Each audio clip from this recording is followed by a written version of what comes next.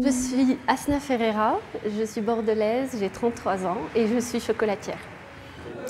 Alors je viens de remporter le prix femme chef d'entreprise prometteuse. Je suis vraiment très émue, très heureuse. Je ne m'attendais pas à avoir ce prix. Je me disais déjà être nominée, c'est une grande réussite, mais le fait d'avoir le prix, voilà, c'est vraiment très marquant. J'ai un parcours professionnel un peu atypique puisque je viens d'un autre milieu que le milieu du chocolat.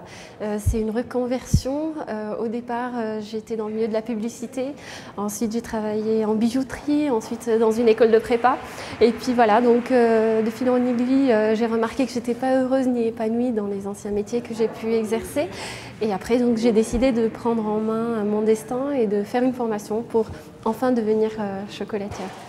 Je me suis lancée dans ce secteur d'activité parce que ça a toujours été le chocolat que je préférais. C'est juste que je n'osais pas y penser. Et un jour, il y a eu le déclic, comme quand on n'avait qu'une vie et il fallait en profiter. Voilà, donc je me suis renseignée, j'ai trouvé la formation qui allait et je me suis lancée. Si je dois définir les femmes de l'économie en 3 hashtags, ça serait hashtag honneur, hashtag réussite, hashtag persévérance. Je pense que diriger une entreprise pour une femme, des fois peut être un peu plus difficile que pour un homme. Je compare par rapport à mon métier. On a des obligations professionnelles en tant que chef d'entreprise qu'un salarié n'a pas forcément toujours. Et aussi on a des obligations pour ma part de maman.